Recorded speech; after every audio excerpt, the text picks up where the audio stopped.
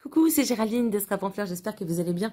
Aujourd'hui, on se retrouve pour une vidéo teinture de papier. Alors oui, je vous en ai déjà fait plein. Pour celles qui voudraient avoir plein d'idées de couleurs végétales, vous pouvez y aller. Là, j'ai refait simplement du papier teinté donc au café et dans d'autres couleurs que je vais vous montrer. J'en ai fait aussi avec des impressions donc de dentelle. Je ne sais pas si vous verrez bien à la caméra, c'est pas évident. En plus, j'ai un très mauvais éclairage aujourd'hui. Donc voilà, il y a vraiment différentes sortes de papier. Tout ça pour vous dire que c'est le moment de vous lancer, enfin, en tout cas pour les régions où il fait beau, c'est le moment, si vous voulez en faire vous-même, de le faire parce que on est voilà, sur des températures qui permettent de sécher le papier aisément. Et donc, c'est vraiment très intéressant de pouvoir le faire maintenant. Ça évite d'utiliser le four l'hiver, en fait. Hein. Moi, il m'arrive d'utiliser le four, alors j'essaye de moins en moins, mais bon, voilà, l'hiver, quand on veut vraiment sécher, c'est quand même indispensable. Mon papier est brut, il n'est absolument pas repassé.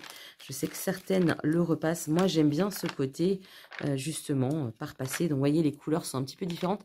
Je le trouve un peu plus clair que d'habitude. C'est vrai que d'habitude, il est un peu plus foncé. Je suis un petit peu plus déçue, mais voilà, bon, c'est bien que c'est bien d'avoir des coloris un petit peu différents. Donc, ça, c'est pour le papier teinté au café. Celui-ci, je l'ai teinté avec un reliquat de teinture, comment dirais-je, de colorant alimentaire lorsque j'ai fait mon papier maison. Ça, je vous en reparlerai. Donc ça, c'est donc une couleur, donc vous voyez, qui est légèrement verte. Alors avec un papier blanc à côté, on verrait vraiment la différence. Donc j'ai ce papier-là, tous ces papiers, enfin, en tout cas. Certains papiers seront à vendre par lot sur mon site internet si pour certaines vous ne voulez pas faire de teinture mais vous voulez quand même avoir quelques papiers. J'ai fait aussi toute cette série avec de l'avocat. Elle est un peu claire aussi. Bon après voilà, tout dépend comment ils sont séchés, s'ils sont séchés au soleil ou pas. Là c'est pareil, on a un aspect dentelle. Alors ce qui est dommage, c'est que vous à la caméra vous risquez de ne pas trop le voir. Là c'est pareil, je dois avoir d'autres motifs. Bon, c'est malheureusement pas très visible à l'œil nu comme ça, enfin en tout cas à la caméra. Mais bref, toute une série également donc de papier teinté à l'avocat. Là on le voit un peu mieux. On a un papier qui est légèrement rayé. Voilà, donc toute cette série donc dans les tons roses. Alors vous avez vu, c'est un peu rose, c'est plutôt rose clair.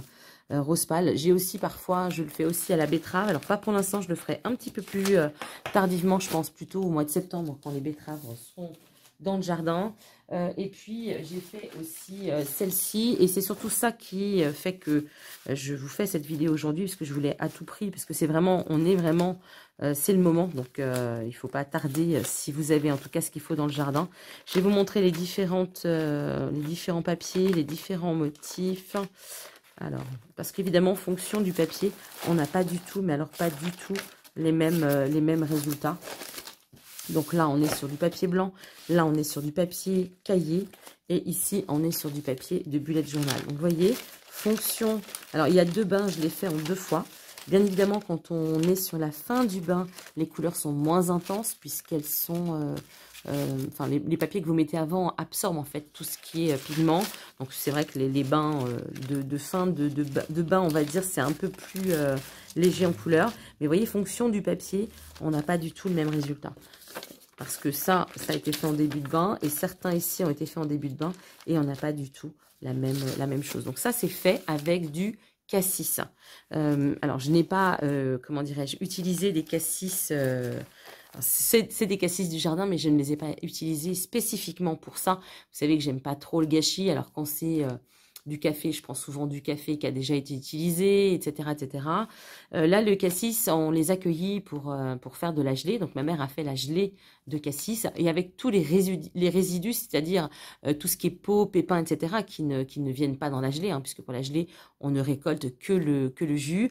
Donc avec tout ça, eh bien, je les ai refait tremper dans l'eau pour que mon eau ait vraiment une belle couleur. Et ensuite, j'ai fait tremper mon papier. Il faut savoir qu'avec comment dirais-je, le cassis, c'est un petit peu comme la mûre. En fait, quand vous trempez, le jus est plutôt rose fuchsia.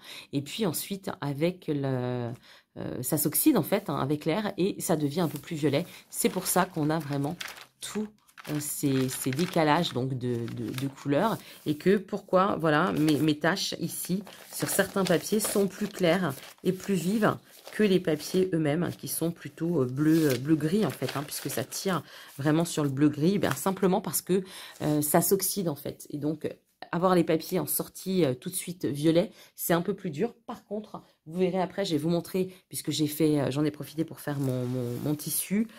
Là, par contre, j'ai réussi à avoir les deux teintes en faisant un trempage très léger.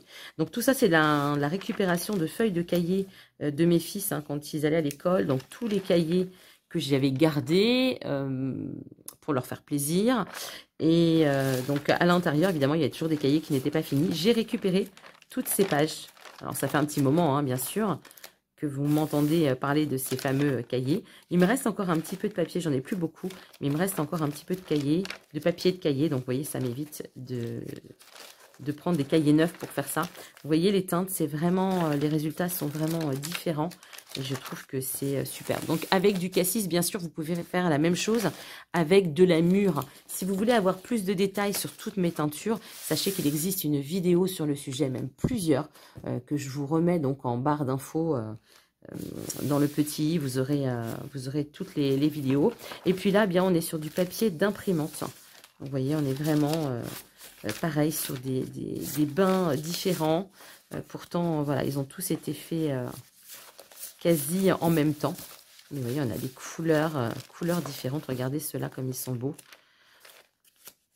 Voilà, ceux-là comme ils ont séché un petit peu en paquet. Vous voyez, ça se concentre en fait un petit peu comme les dosettes de café. Ça se concentre. Donc on a vraiment des couleurs magnifiques. Enfin, vraiment, j'adore le résultat. Vous savez que j'adore teinter le papier. Hein, alors bien sûr, tout ce que je viens de vous montrer, je l'ai fait. Alors c'était il y a une petite quinzaine de jours maintenant déjà. Mais surtout, je l'ai fait en plusieurs fois parce que ça prend énormément de temps. Par exemple, le cassis, je l'ai fait en une journée. Voilà, tout ça, ça a été fait dans la même journée. Le café, ça a été une autre journée, etc. etc. Parce que ça prend du temps. Il faut bien sûr ensuite les sécher. Hein, c'est pas le tout de les teinter, il faut aussi les sécher. Moi, j'aime bien les laisser tremper donc, pour avoir des résultats différents. Donc voilà, tout ça, c'est pour celles qui voudraient essayer. N'en faites peut-être pas autant que moi. Je voulais aussi vous montrer donc, les tissus. Alors les tissus, je vous en ai déjà parlé il y a très longtemps. Même plusieurs fois dans plein de vidéos.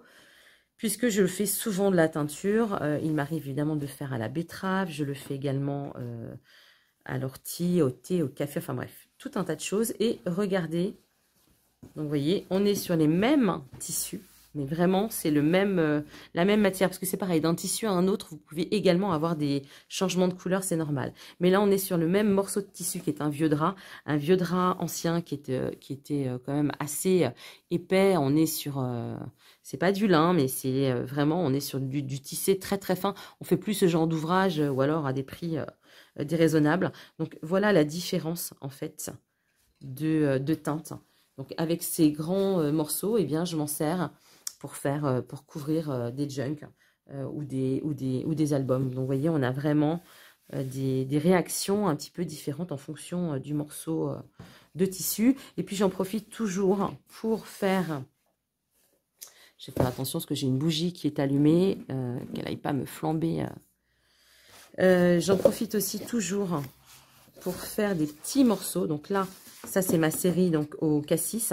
Donc regardez les différences de teintes. Je vais vous en déplier un. Donc je fais des petites bandelettes et je m'en sers ensuite soit pour décorer, soit pour faire du ruban. Donc regardez celle-ci. Voilà, et celle-ci. Donc voilà ce qu'on peut faire avec toutes ces teintures et puis de la récupération. Alors moi je récupère souvent des draps anciens parce que j'aime les choses vintage, mais vous pouvez aussi avec un drap housse. Moi en ce moment mes garçons, je sais pas ce qu'ils font, ils musent les draps housses. Bon, faut dire que c'est plus aussi bonne qualité qu'avant, mais ils musent les draps housses à tour de bras et comme je prends souvent du blanc. Puisque je trouve que c'est le plus simple à laver, etc.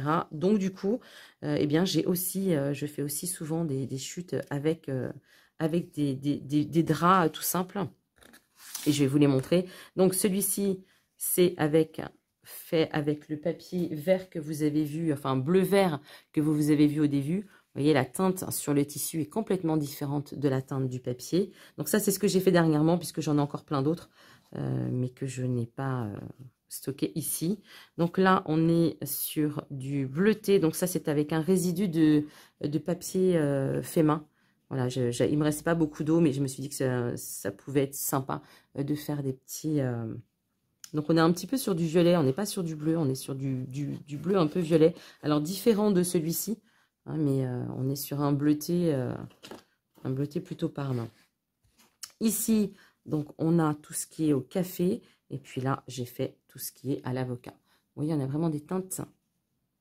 Alors, je ne sais pas si ça va être assez perceptible donc à la caméra, mais là on est plutôt sur quelque chose de rosé par rapport à là qui est plutôt beige. Donc voilà pour mes petites teintures. Je pense que j'en referai d'autres. Il y a la mûre qui va arriver. Je vais essayer d'en faire au sureau.